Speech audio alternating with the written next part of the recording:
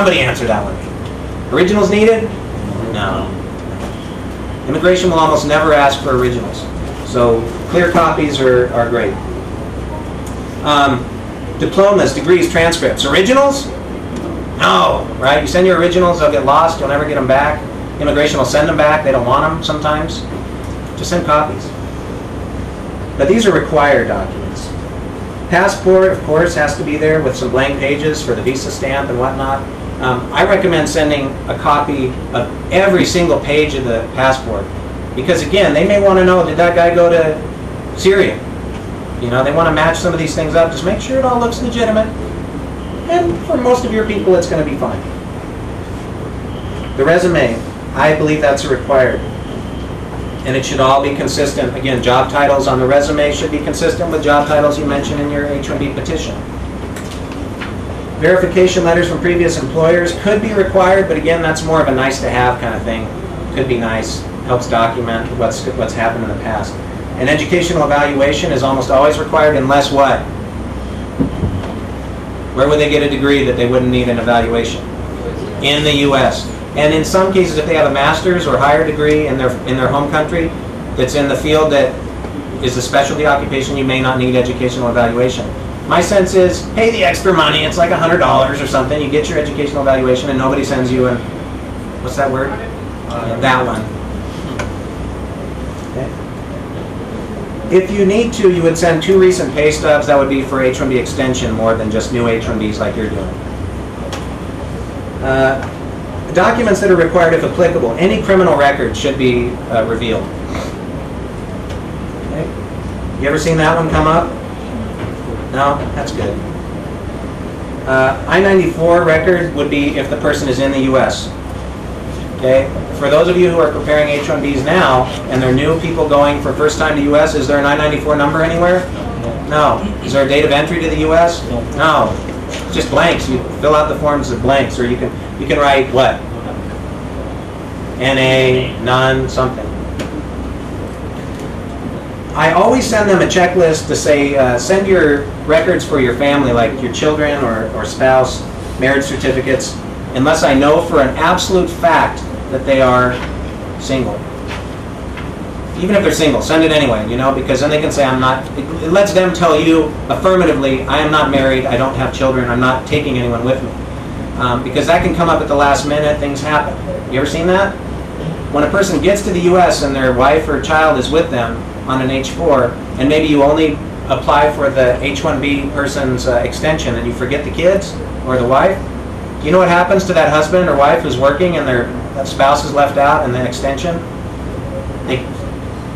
It's a bad picture. It's a scene you don't want to repeat anywhere because the wife or husband goes to their spouse and, I will kill you for this, you know? It's very sad. What's that? You can see a divorce paper filed next day. I've seen it. I've actually seen it happen. It's sad. I mean, a husband is like, oh, I forgot to mention I'm married to my employer, you know, and then they're sitting there. Ooh. I don't, you know, you can imagine. Anyone who's married here, you know, okay? That's death. That's like a death sentence for you. Okay? If you've been divorced, and again, India, the divorce rate is low, thank goodness, right? And most of you will not have this problem, but any prior marriages should also be documented in immigration processing so that they don't later come and say, oh, this is my wife, oh, here's my other wife, you know, and things like this. Nobody wants that. Other things from the company, many times we submit annual report if it's helpful, if it looks good. Brochures or color marketing materials and printouts from website. These are common that we would submit just, you know, to help the immigration service understand what the product is or what we do. But if your household names, Honeywell or others, you know, no one needs an introduction really. Alternatives to H1B visas. Sometimes there are people who are exempt from the quota. Typically, these are if you're working for a university or other things that will not apply to any of your workers, but there are some occasions where you might find someone who is exempt for some reason. Maybe they've had an H1B in the past. There's other ways you can try to avoid the quota. Again, short-term visits for these flexible trainings or coming to do conferences and things could be the B1 visa. H1B1 for Chile and Singapore. H2B, kind of a headache, people.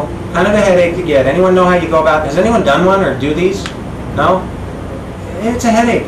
You have to go through and almost do like an entire green card process, as it were, for some temporary visa that's only good for less than a year anyway, and can be extended a few times, but you have to just really show this is only for a temporary purpose, it's seasonal, it comes once in a while.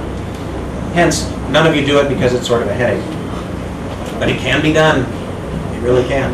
It exists. And I've seen it happen once in a while. The J1 program. You ever see these, or do any of your companies sponsor J1 work? Exchange workers? Yeah. Previously you did.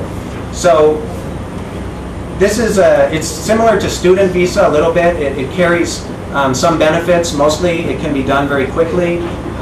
It's a flexible visa, but it carries a stinger. You know, like a bumblebee or a wasp or whatever, a hornet, you know. It has a stinger in that the person who gets a J1 visa, at the end of it, is supposed to leave the country of US for 2 years before they could ever come back and get a different visa. 2-year foreign residency requirement. So we don't usually do this one for most companies, but for some cases it could be good.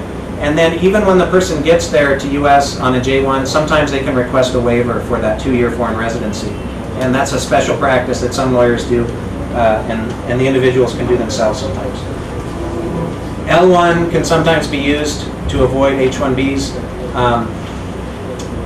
if the person's worked for your company, and we're going to talk about that, how you get an L1, but those are sometimes advantageous. O1, has anyone done an O1 visa? You know what O stands for? Outstanding. Outstanding, that's right. Okay? That's an outstanding person. It's not a 0, okay? This is an O for outstanding. This person is, these are people who are usually at the top 5% of their field. They have international renown for what they do. There may be books or other publications written by or about this person.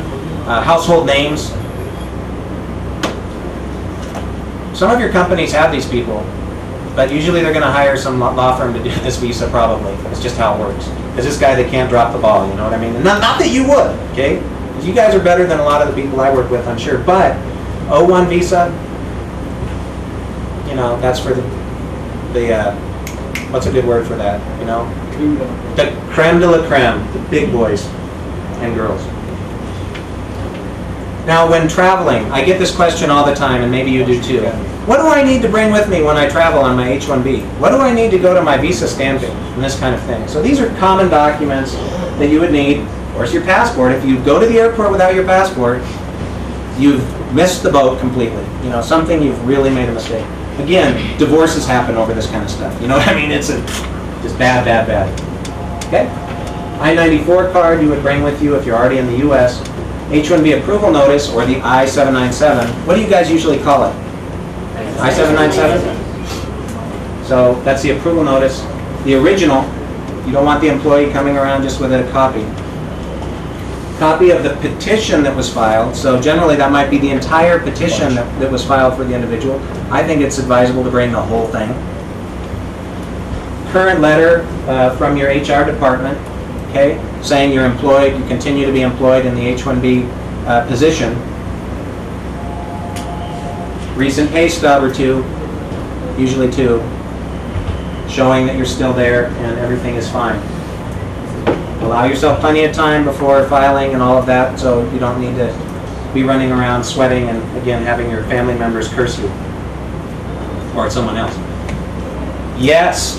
Would these documents be actually asked for at the port of entry? Yeah. Yeah, they can be. I'd say generally not.